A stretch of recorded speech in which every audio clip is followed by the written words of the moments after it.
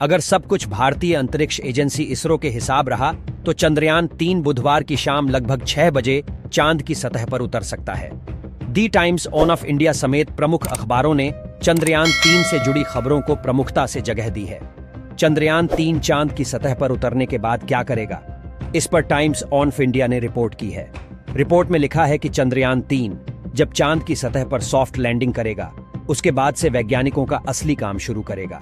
चंद्रयान 3 के चांद पर उतरने के बाद रोवर से जुड़े कामों को शुरू किया जाएगा। चांद का एक लूनर डे यानी चांद पर एक दिन धरती के 14 दिन के बराबर होता है। वैज्ञानिकों की कोशिश होगी कि वो रोवर के जरिए चांद से भारी संख्या में भेजे जा रहे डेटा को देखें। ये डेटा लैंडर से भेजा जा रहा होगा। विक्रम लैंडर से ऐसे एक रैंप खुल जाएगा जिससे रोवर प्रज्ञान बाहर आएगा। चांद की सतह पर उतरते ही विक्रम लैंडर का एक साइड पैनल मुड़ जाएगा, जिससे प्रज्ञान रोवर के लिए रैंप यानी उतरने के लिए रास्ता खुल जाएगा। विक्रम को चंद्रमा पर सॉफ्ट लैंडिंग के हिसाब से बनाया गया है ताकि रोवर को नुकसान ना पहुंचे। रोवर का नाम प्रज्ञान है। ये 6 पहियों वाला रोबोटिक व्हीकल है जो चंद्रमा पर चलेगा और तस्वीरें लेगा। प्रज्ञान में इसरो का लोगो और तिरंगा बना हुआ है। चांद की सतह पर उतरने के 4 घंटे बाद प्रज्ञान लैंडर से बाहर निकलेगा। प्रज्ञान 1 सेंटीमीटर प्रति सेकंड की रफ्तार से चांद की सतह पर चलेगा। इस दौरान कैमरों की मदद से प्रज्ञान चांद पर मौजूद चीजों की स्कैनिंग करेगा। प्रज्ञान चांद के मौसम का हाल पता करेगा। इसमें ऐसे पेलोड लगाए गए हैं जो चांद की सतह के बारे में बेहतर जानकारी मिल सकेगी। ये इयॉन्स और इलेक्ट्रॉन्स की मात्रा को भी पता लगाएगा। जैसे जैसे प्रज्ञान आगे बढ़ेगा, चांद की सतह पर भारतीय तिरंगा और इसरो लोगो बनता चला जाएगा। प्रज्ञान को ऐसे बनाया गया है कि वो चांद की सतह की जानकारी जुटा सके। प्रज्ञान इन जानकारियों को जुटाकर लैंडर तक पहुंचाएगा। चांद की सतह का अध्ययन करने के लिए लैंडर के पास 2 हफ्तों को समय होगा।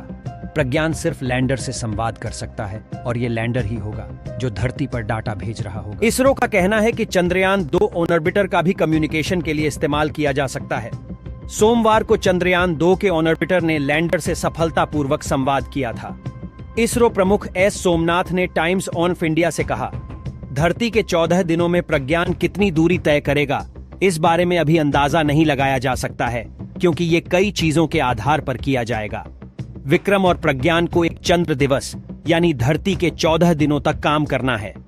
अगर इससे ज्यादा की अवधि तक चंद्रयान 3 को टिकना है तो उसे चांद की ठंडी रात यानी -228 डिग्री सेल्सियस के साथ सुरक्षित रहना होगा। चंद्रयान 3 अगर सफलतापूर्वक लैंडिंग करता है तो भारत ऐसा करने वाला चौथा देश होगा। भारत से पहले अमेरिका, रूस और चीन ये उपलब्धि हासिल कर चुके हैं। हालांकि चांद के दक्षिणी ध्रुव पर उतरने वाला पहला देश भारत होगा। केंद्रीय मंत्री जितेंद्र सिंह ने कहा, हम दक्षिणी ध्रुव पर इसलिए उतरना चाहते हैं कि क्योंकि हम उन चीजों को खोजना चाहते हैं जो अब तक नहीं खोजी गईं। हमें डार्क क्रेटर्स की जो तस्वीरें मिली हैं उससे ये लगता है कि वहां पानी है। अगर चंद्रयान 3 को चांद पर पानी होने के और साक्ष्य मिले तब वैज्ञानिक दृष्टि से नए रास्ते खुल सकते हैं। ऐसी और खबरों को जानने के लिए हमारे चैनल को सब्सक्राइब करें। धन्यवाद।